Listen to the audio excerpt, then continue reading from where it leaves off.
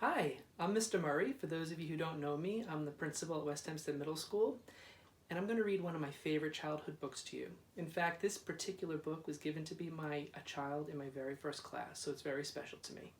The Little Red Lighthouse and the Great Gray Bridge by Hildegard Swift and Lind Ward.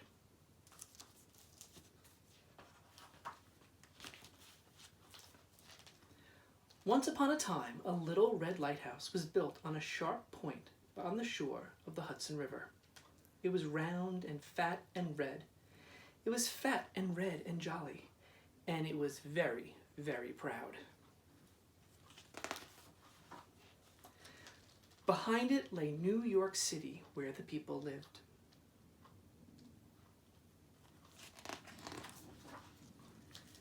Before it sailed the boats on which the people rode.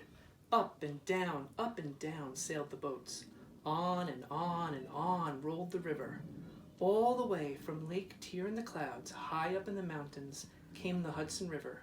It rolled down the mountains. It rolled and rolled and rolled. It rolled past Albany. It rolled past New York, and it went on forever, looking for the sea.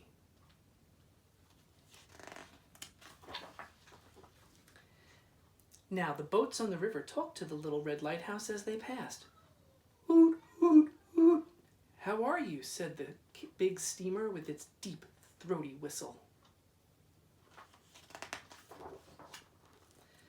"Salute," lisped the slender canoe as it slid along the shore.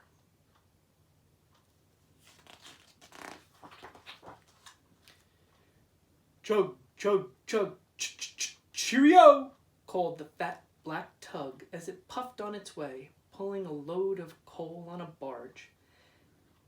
By day, the Little Red Lighthouse did not answer. It was quiet when the boats called. It was still.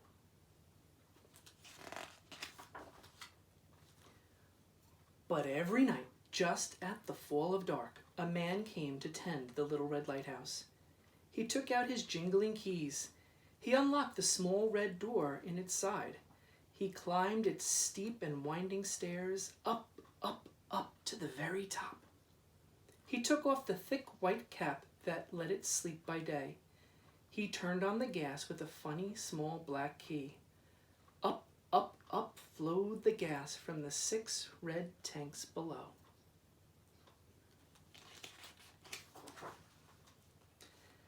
Then the Little Red Lighthouse spoke out plainly.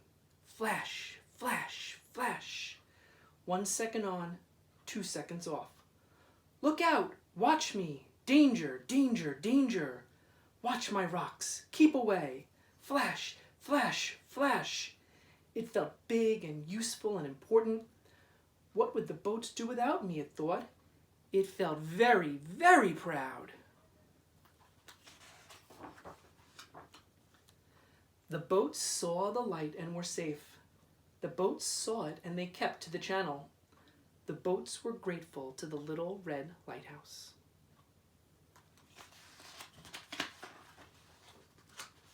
Sometimes a fog crept up the river. Then the man came to wind up a big black clock inside the Little Red Lighthouse. He wound and wound and wound it. The clock was joined to an iron bell outside. The bell began to ring. "Warning, warning," it said. "Flash," said the light. "Warning," said the bell. The Little Red Lighthouse had 2 voices then. Every day it felt bigger and prouder. "Why, I am master of the river," it thought.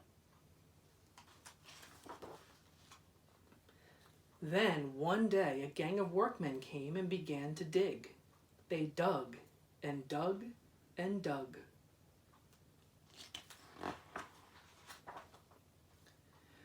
By and by, the great steel girders began to rise up against the sky.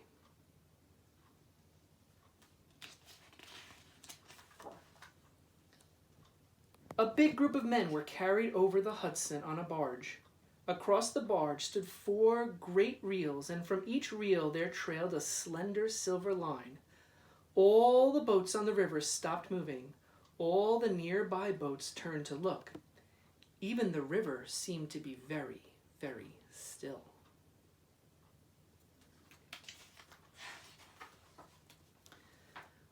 When the men came back, they seemed happy.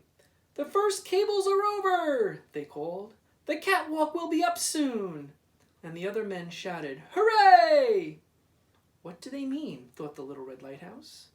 What are those things called cables that are over? Now the days and weeks went by. Every night the Little Red Lighthouse spoke plainly.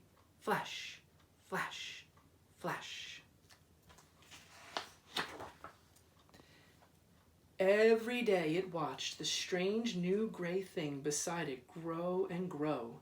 Huge towers seemed to touch the sky. Strong loops of steel swept across the river. How big it was! How wonderful! How powerful! A great gray bridge spanning the Hudson River from shore to shore. It made the Little Red Lighthouse feel very, very small. Then one night a great beam of light flashed from the top of the nearest gray tower. Flash, turn, flash. Now I am needed no longer, thought the Little Red Lighthouse. My light is so little and this one so big. Perhaps they will give me up. Perhaps they will tear me down. Perhaps they will forget to turn my light on. That night it stood waiting and waiting. It felt glum and anxious and queer.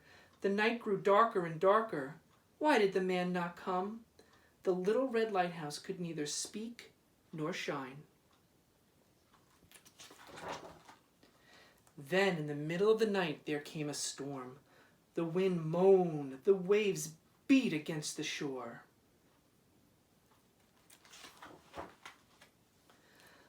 A thick fog crept over the river and tried to clutch the boats one by one.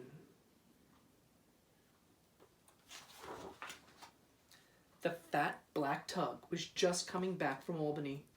It was caught and blinded by the fog. It looked for the Little Red Lighthouse, but it could not find it. It listened for the bell, but it could not hear it. So thick the fog was, it could not see the light flashing high up from the great gray bridge. Crash, crash, crash!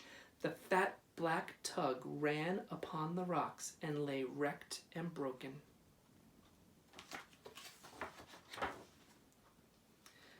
Then the great gray bridge called to the Little Red Lighthouse. "Little brother, where is your light?" "Am I brother of yours, bridge?" wondered the lighthouse. "Your light was so bright that I thought mine was needed no more." "I call to the airplanes," cried the bridge.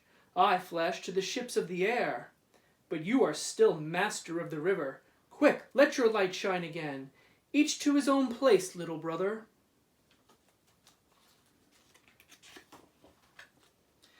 So the Little Red Lighthouse tried to shine once more, but though it tried and tried and tried, it could not turn itself on. "This is the end of me," it thought. "This is really the end. My man will not come. I cannot turn myself on.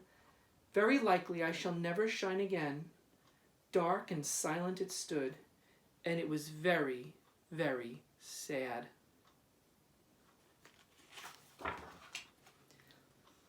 But at last it heard the door opening far below. At last it heard steps rushing up the stairs. Why, here was the man hurrying to tend it. "Where have you been, man? I thought you were never coming." "Oh, those boys, they stole my keys. This will never happen again."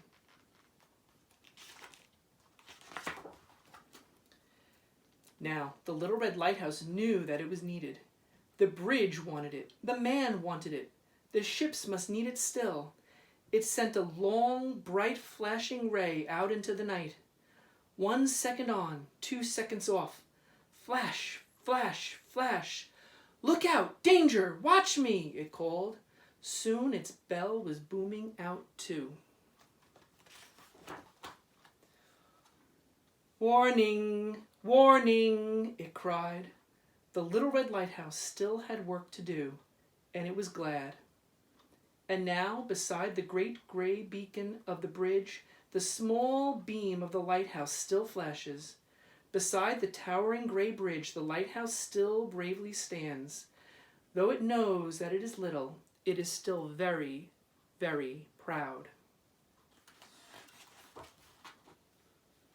And every day, the people who go up Riverside Drive in New York City turn to look at it. For there they both are, the Great Gray Bridge and the Little Red Lighthouse. If you don't believe, go see for yourselves. The end. And this book is so important to me because it tells you that no matter how little you are, you're important in this world. Be safe and be healthy. From Mr. Murray.